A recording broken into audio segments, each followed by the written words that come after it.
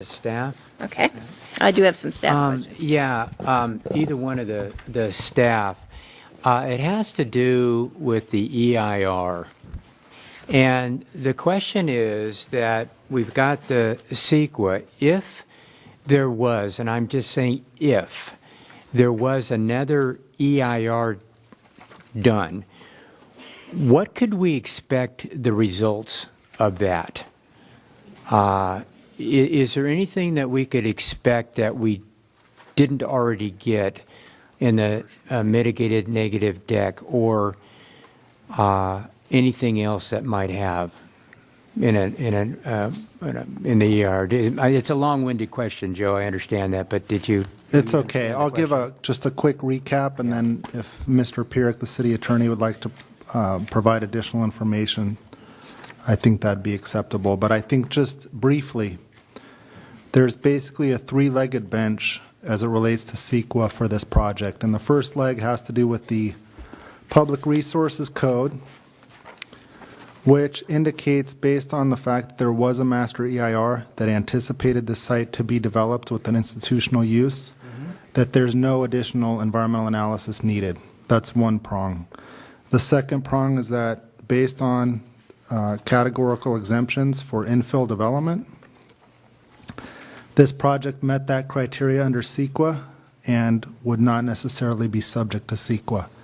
Staff used the third prong on that bench, which was the most conservative approach, and we completed an initial study which resulted, based on the analysis and the data that was presented, in a negative declaration, and it wouldn't warrant an EIR. Now, have we used that criteria before on other projects before? Yes, we've used all three of those criteria. We have used that criteria on other previous projects. Yes. And typically in your professional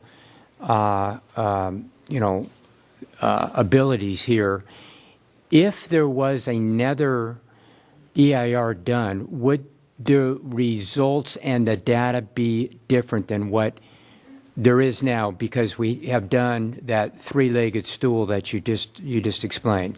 No, we don't anticipate there would be any different results. We did first step of the negative declaration, which is an initial study checklist, and if that determined that there were impacts that couldn't be mitigated or significant impacts, then we would have to analyze that further, and at some point we would determine whether or not we needed an EIR.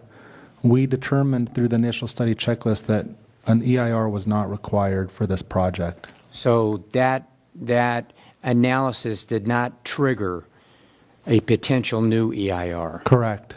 Does that typically trigger, I mean, if you've got some egregious situations with the EIR, does that program that we've used for many, many years, does that usually trigger that? And if it does, and we act accordingly? Yes, that's what we would do.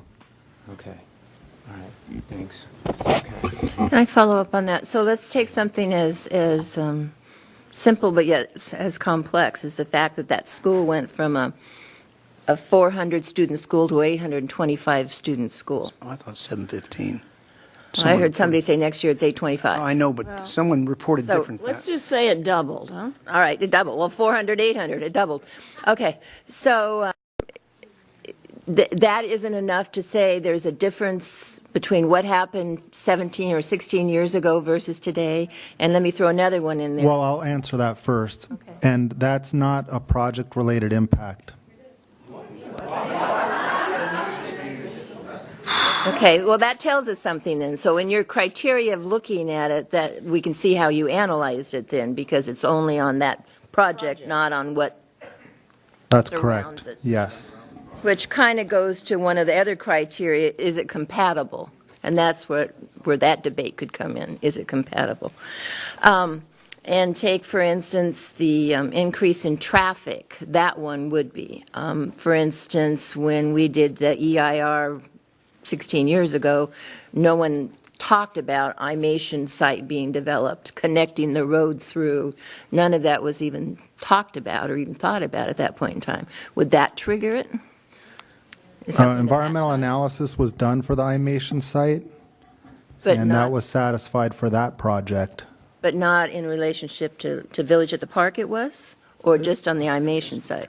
It was done for the Imation site. So the two going together, they don't work against each other, or They'd also included at the time an update to the Village at the Park specific plan. the specific plan? Yes, and they did analysis under CEQA associated with that project. With the Imation one, but they didn't Yes. go back and look at how it affected Village at the Park? It only looked at what Imation created. It was looking at project impacts, and it would have analyzed whether or not there was going to be an increase in traffic through the village. I know that we had looked into that as well. Okay. Does it also give an alternate route out, which should relieve some of that traffic going through the main drag when it gets finished, so it goes straight to Lewis Road? It could provide an alternate route out of the Village at the Park, that's correct.